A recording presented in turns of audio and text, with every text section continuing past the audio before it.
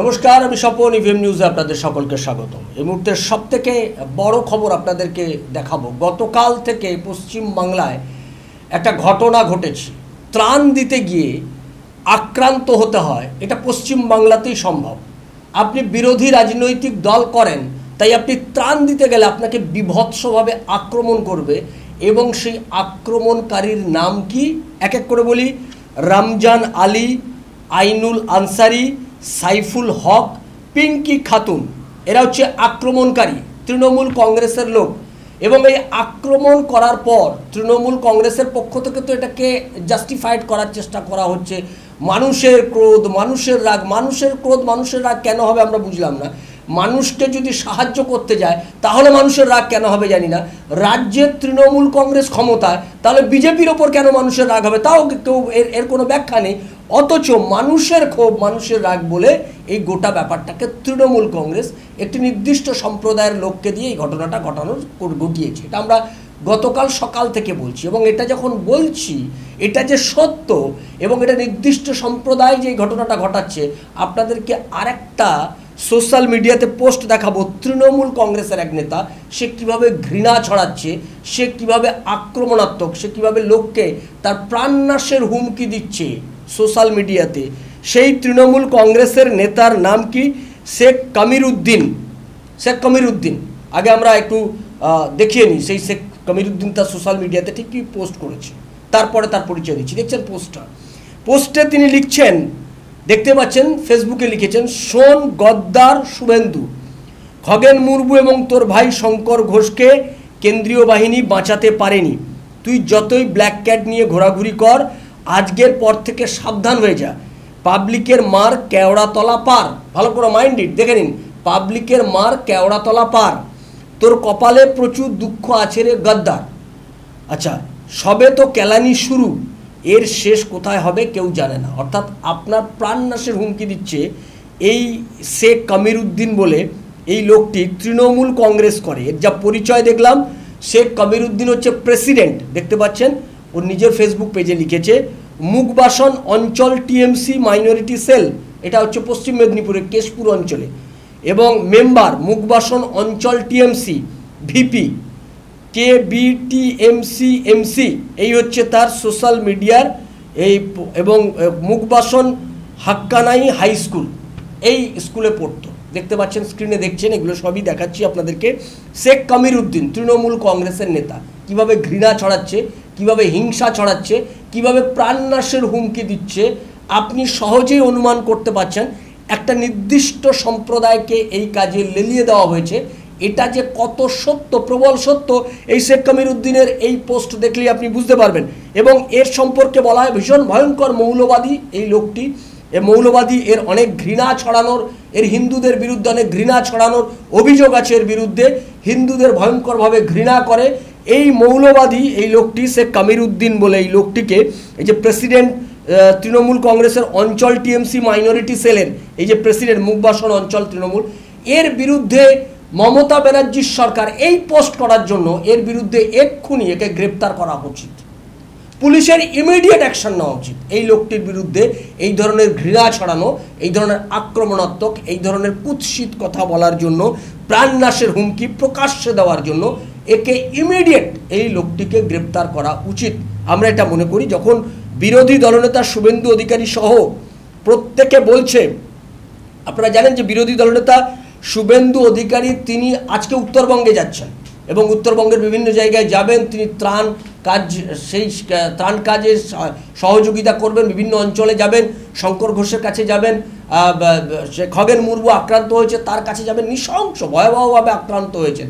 এবং এই আক্রমণের পেছনে কারা, আপনারা নিশ্চয়ই বুঝতে পারছেন কারা আক্রমণ করলো। আক্রমণকারীর নামগুলো শুনে বুঝতেই পারছেন, রমজান আলী, আইনুল আনসারি, সাইফুল হক, পিঙ্কি খাতুন। যখন এই আক্রমণের পরেও শুভেন্দু অধিকারী তিনি বলছেন সকলে পাশাপাশি দাঁড়িয়েই তো ত্রাণ দেওয়া যেতে পারে, ত্রাণের সময় কেন রাজনীতি হবে।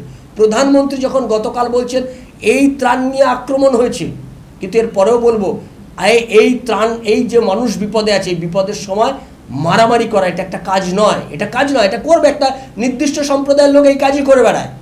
এদের কাছে এই ধরনের মানবিকতা বোধ এদের মধ্যে কাজ করে না। ফলে আমাদের দায়িত্ব এই মুহূর্তে দায়িত্বশীল হিসেবে, কারণ দেশটা আমাদের, এই দেশটাকে রক্ষা করার দায়িত্ব আমাদের। আমি কেন হিন্দুদের বারবার বলি যে আজকের রাজ্য, আগামী দিনের দেশ, এই রক্ষা করার দায়িত্ব এদেশে হিন্দুদের আর রাষ্ট্রবাদী কিছু মানুষের, সনাতনী হিন্দুদের। ফলে আমাদের মারামারি করলে চলবে না, আমাদের এদের বিরুদ্ধে আইনি পদক্ষেপ নেওয়া হবে। সে সমস্ত কাজ, যা যা আইনি লড়াই, সে আইনি লড়াই লড়বে।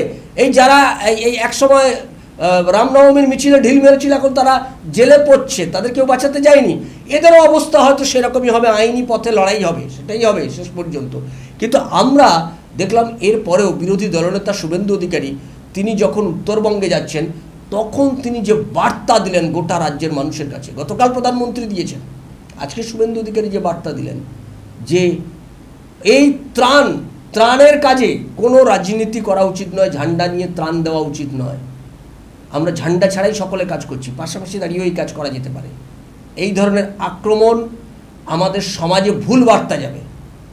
সুতরাং এই ধরনের মানুষ যারা রয়েছে, যারা এই ধরনের কাজ করছে, এটা আমার মনে হয় মুসলিম সমাজের মধ্য থেকেই আওয়াজ ওঠা উচিত। আসলে সমস্যা হয় মুসলিম সমাজের লোক মুসলিমদের অন্যায়ের বিরুদ্ধে কথা কম বলে, খুব কথা কম বলে। তারাই গোটা ব্যাপারটাকে ঢাকা দেওয়ার জন্য অন্যদের অপরাধগুলোকে সামনে নিয়ে এসে এদের অপরাধগুলোকে ঢাকার চেষ্টা করে। এই একটা সমস্যা আছে। কিন্তু এটা নিয়ে আওয়াজ উঠবে বলে আমার, অন্তত মুসলিম সমাজের মধ্যে থেকে কোনো আওয়াজ উঠবে বলে আমার মনে হয় না। উঠলেও সে আওয়াজকে শুনতেও পাবে না, এতটাই ক্ষীণ হবে সেই আওয়াজ। ফলে আজকের এই সময় দাঁড়িয়ে শুভেন্দু অধিকারী তিনি যখন উত্তরবঙ্গে যাচ্ছেন, তখন শুনুন তিনি ঠিক কি কথা বললেন। মিরিক এবং প্লেন হিলের অনেকগুলো 2-3টে স্পটে যাওয়া এবং রিলিফ ডিস্ট্রিবিউশন করা, যারা ক্ষতিগ্রস্ত মানুষ যতটা মানে পৌঁছানো যায় বাই রোড তাদের সঙ্গে মিট করা। এবং তারপরে তো দুটো ডেভেলপমেন্ট হয়েছে, একটা হচ্ছে খগেন মুর্মু এবং শঙ্কর ঘোষের আক্রান্ত হওয়া, তারা আমার কলিগ, তাদেরকে দেখতে হবে। খগেনদার আঘাতটা একটু গুরুতর আছে, এখানে ফ্র্যাকচার আছে। খগেনদার ওখানে মেডিকেল টিম যেটা ডাক্তাররা করছে তাদের সঙ্গে একটা মিটিং করব, এটাকে প্রায়োরিটি। ওনাকে দেখতে আজকে ত্রিপুরার প্রাক্তন মুখ্যমন্ত্রী বিপ্লব দেবও আসছেন। আমি বিকেল নাগাদ ঢুকতে পারবো আমাদের ওই প্রাইভেট হসপিটাল।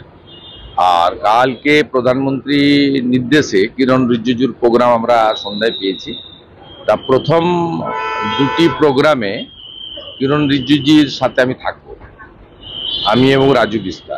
তারপরে কিরণ রিজিজু গোপাল ধারা চলে যাবেন, আমি 18 খাই বলে একটা এলাকা প্লেনে, ওখানে আসবো। আমাদের নিজেদের যাওয়াটাও যেমন দরকার, সাথে সাথে খগেন মুর্মু এবং শঙ্কর ঘোষের সঙ্গে মিট করাটাও খুব প্রয়োজন। ও সর্বোপরি রিলিফ ওয়ার্ক বা যা যা হচ্ছে সবটাতে আমাদের ভারতীয় জনতা পার্টির সাংসদ, বিধায়ক এবং কর্মীরা প্রত্যক্ষভাবে যুক্ত হয়েছে। এবং আমরা ইতিমধ্যে গত 36 ঘন্টাতে ধরতে পারেন আমরা 15,000 লোককে রিলিফ কিট ডিস্ট্রিবিউশন করেছি। আরও 35,000 লোকের পরিকল্পনা আমাদের আছে। আমাদের 8 জন বিধায়ক 21টা ফুড ক্যাম্প চালাচ্ছেন প্রত্যেকটা অ্যাসেম্বলিতে। এর সঙ্গে সরকারকে কোঅপারেশন করা আমাদের কর্তব্য। কিন্তু আমি সবচেয়ে বেশি ধন্যবাদ দেব আর্মি এবং এনডিআরএফকে। তারা না থাকলে মৃত্যুর সংখ্যা অনেক বাড়ত, 30 ক্রস করে গেছে। আমার মনে হয় নিখোঁজ আরও অনেকে আছেন, সেই নিখোঁজদেরকেও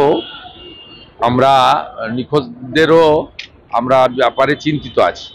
আর সাথে সাথে মাননীয় প্রধানমন্ত্রী 2.5 লক্ষ টাকা তার প্রধানমন্ত্রী পিএম রিলিফ ফান্ড থেকে ডিক্লেয়ার করেছেন নিহতদের পরিবারের জন্য, এবং 50,000 টাকা করে আহতদের জন্য। রাজ্য সরকারের পক্ষ থেকেও 5 লক্ষ টাকা ক্ষতিপূরণের চেক মুখ্যমন্ত্রী দিয়েছেন। আমরা সাংসদ, বিধায়ক, বিজেপি যারা আছি, আমরাও একটা আলোচনা করেছি, সিদ্ধান্ত নিয়েছি আমরাও নর্থ বেঙ্গলে যারা মারা গেছেন তাদেরকে আমরা অর্থ সাহায্য করব। এবং আমরা নিজেদের যে ভাতা বেতন আছে আমরা সেটাকে কালেক্ট করছি, বিজেপির এমএলএ এমপিরা। আমরা সেটাও আমরা যে কজন আইডেন্টিফাই হয়েছে, এখন অব্দি 23 জন আইডেন্টিফাই হয়েছে। আমরা প্রত্যেক কেসের সংখ্যা যাই হোক, 30 হোক 35 হোক, যেখানে গিয়ে আমরা চাই না সংখ্যা বাড়ুক, প্রে টু গড। আমরা এটা করব। এটা আমাদের মানবিক কর্তব্য, আর এখানে সবাই মিলেমিশে কাজ করা উচিত। কিন্তু কালকে যেভাবে নাগরাকাটাতে ঘটনা ঘটেছে, এখনো পর্যন্ত একজনও গ্রেপ্তার করা হয়নি, এটা অত্যন্ত বেদনার। আমি এফআইআর হয়েছে কাল রাতে, এফআইআর এর কপি ইত্যাদি ব্যবস্থা নিচ্ছি এবং প্রয়োজন হলে আগামীকাল কলকাতা হাইকোর্টের ভ্যাকেশন বেঞ্চে আমরা যদি আজ বিকেলের মধ্যে অ্যারেস্ট না হয়, কারা করেছে ভিডিওতে খুব পরিষ্কারভাবে দেখা যাচ্ছে, আমরা তার বিরুদ্ধে কিন্তু ব্যবস্থা নেব। মুখ্যমন্ত্রী যাবেন, অসুবিধা কি? মুখ্যমন্ত্রী তার মতো করবেন, আমাদের প্রোগ্রামের সঙ্গে মুখ্যমন্ত্রীর প্রোগ্রামের কোনো ব্যাপার নেই। ওনার প্রোগ্রাম আলাদা জায়গায়, যেখানে ব্রিজ ভেঙেছে, যেখানে গতকাল গভর্নর গেছিল, শুনেছি ওখানে যাচ্ছে। যাবেন, তা এটা তো সবাই মিলে করতে হবে। এই তো ঝান্ডা নিয়ে কেউ যাবে না। এটা নিয়ে কেন খগেন মুর্মু আর শঙ্কর ঘোষকে মারা হলো, বাধা দেওয়া হলো, এর কারণই তো আমি খুঁজে পাচ্ছি না। এই সময় তো সবাই যাবেন, পাশাপাশি দাঁড়িয়েও মানুষের পাশে দাঁড়ানো যায়। এই কালকের ঘটনাটা ওনারা কেন ঘটালেন, এবং ঘটানোর পরে যেভাবে ওনাদের মুখপাত্র জাস্টিফাইড করছেন এবং পুলিশ মন্ত্রী যেভাবে কন্ডেম না করে দোষীদের গ্রেপ্তারের নির্দেশ পুলিশকে না দিয়ে উল্টো দিকে বলছেন যে এমন না হওয়াই ভালো ছিল, সবাই মিলে করা উচিত ছিল ইত্যাদি ছিল। ঘটনাটাকে উনি যদি সঙ্গে সঙ্গে গ্রেপ্তার করতেন এবং নিন্দা করতেন, তাহলে তো মুখ্যমন্ত্রী তার রাজধর্মটা পালন করতে পারতেন।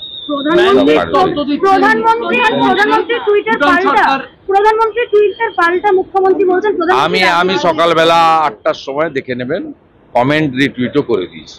মুখ্যমন্ত্রীকে আমি উত্তর দিয়ে দিয়েছি, প্রধানমন্ত্রীর উত্তর দেওয়ার দরকার, অনেক বড় ব্যাপার, ওয়ার্ল্ড লিডার, তার জন্য বিরোধী দল নেতা এনাফ। আমি উত্তর দিয়ে দিচ্ছি।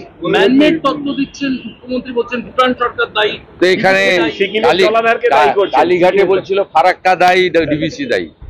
এ ভূগোল জানে না, ওনাকে বলবো ভূগোল পড়ুন, ক্লাস 7-এ ভূগোলের বই পাঠিয়ে দেবো, ভূগোল পড়ুন।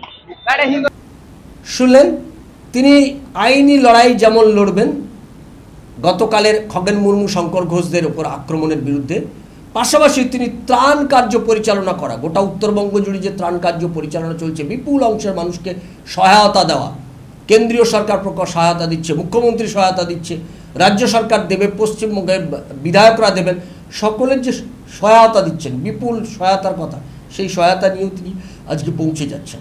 ফলে এটা একটা বিকল্প রাজনীতি, একটা পশ্চিমবাংলার রাজনীতির ঘরানা, যে পশ্চিমবাংলার ঘরানা রয়েছে, যে বদলার রাজনীতি। মমতা ব্যানার্জি বদল নয় বদলা চাই বলে একটা ড্রামা করেছিল, আসলে ক্ষমতায় আসার পর সে কন্টিনিউয়াসলি মানুষের উপর আক্রমণ নামিয়ে এনেছে। এবং যে কথা দিয়ে আমি শেষ করব, আপনাদের একটা কথা মাথায় রাখবেন, তৃণমূল কংগ্রেস এসছে রক্তের উপর দিয়ে, যাবে রক্তের উপর দিয়ে।